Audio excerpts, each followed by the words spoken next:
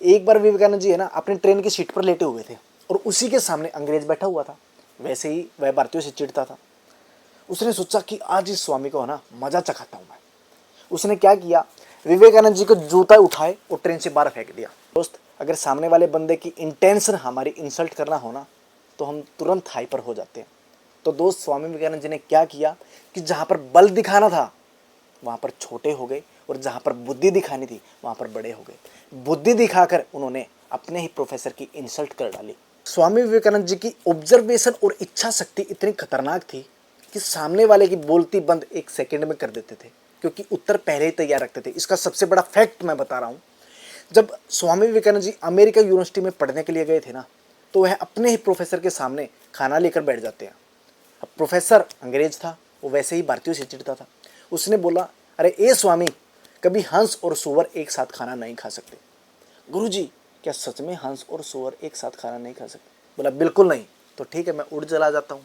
वह उस सीट से उठकर दूसरी सीट पर चला जाता है और सभी बच्चों के सामने उस प्रोफेसर की इतनी इंसल्ट होती है कि वह शर्म से लज्जित होकर उठकर चला जाता है।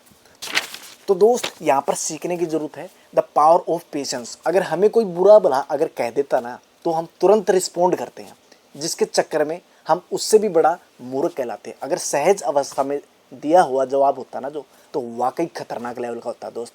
जिस तरह उस प्रोफेसर का इतना सा मुंह रह गया। एक दिन वही प्रोफेसर स्वामी विवेकानंद जी की क्लास में जा खड़ा होता है और विवेकानंद जी को देखकर वह सोचने लगता है, आज इसकी बेइज्जती करने का मेरे पास सबसे बड़ा मौका है। और विवेकानंद जी के सामने जाकर बोलता है, अबे ए स्वामी, खड़ा हो। अगर तुम किसी जंगल के रास्ते से गुजर रहे हो और वहां पर दो थैले पड़े हैं, एक में बुद्धि है और एक में धन है, तो किस थैले को तुम सबसे पहले उठाओगे? तो विवेकानंद जी बोले, अवश्य धन वाले को। मेरे को पता था तू लालची है, तू धन का लालची है। और उन्होंने बोला कि गुरुजी, अगर मेरी जगह आप होते तो आप किस थैले का चुनाव करते? अवश्य बुद्धि, बुद्धि जरूरी है। तो विवेकानंद जी बोले, सही बात है, जिसके पास जो चीज नहीं है वही तो चीज उठाएगा। अरे वाह! इस उत्तर ने सभी स्टूडेंटों का दिल जीत लिया और वही प्रोफेसर शर्मसार होकर उस क्लासरूम से बाहर निकल जाता है और बाहर जाकर इतना जोरों शोरों से स्वामी विवेकानंद जी का प्रचार करता है कि ये प्राणी अद्भुत प्राणी है। यह इस दुनिया में आया तो अपनी छाप और छवि छोड़ने के लिए आया। दोस्त, अगर सामने वाले बंदे की इंटेंशन हमारी इंसल्ट करना हो ना तो हम तुरंत हाइपर हो जाते हैं। तो दोस्त, स्वामी विवेकानंद जी ने क्या किया कि जहां पर बल दिखाना था वहां पर छोटे हो गए और जहां पर बुद्धि दिखानी थी वहां पर बड़े हो गए। बुद्धि दिखाकर उन्होंने अपने ही प्रोफेसर की इंसल्ट कर डाली।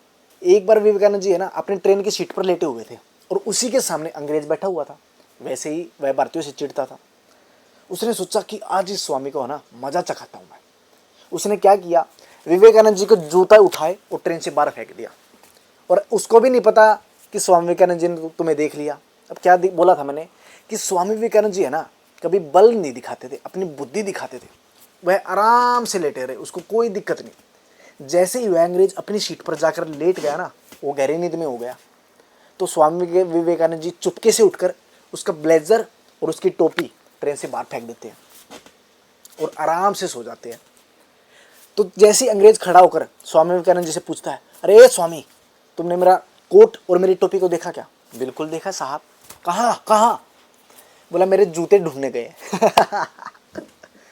तो इतना खतरनाक माइंड, इतना खतरनाक माइंड। कभी वह बल दिखाने पर विश्वास नहीं करते थे, वह बुद्धि का इस्तेमाल करते थे। तो दोस्त, जैसी करनी वैसी भरनी। कहने का मतलब यह है कि अगर सामने वाला बंदा आपको इंटेंशनली परेशान करता है तो दोस्त, दुख इतना ही सहो जितना बर्दाश्त कर सकते हो। अगर दुख हद से पार हो जाता है ना तो सामने वाले की औकात दिखाने के लिए आपको सक्षम बनना ही होगा। जैसे स्वामी विवेकानंद जी ने किया कि कब तक हम अंग्रेजों के तलवे चाटते रहेंगे, उसको उसी की भाषा में जो जवाब हमारे स्वामी विवेकानंद जी ने दिया था। तो जैसी करनी वैसी ही भरनी।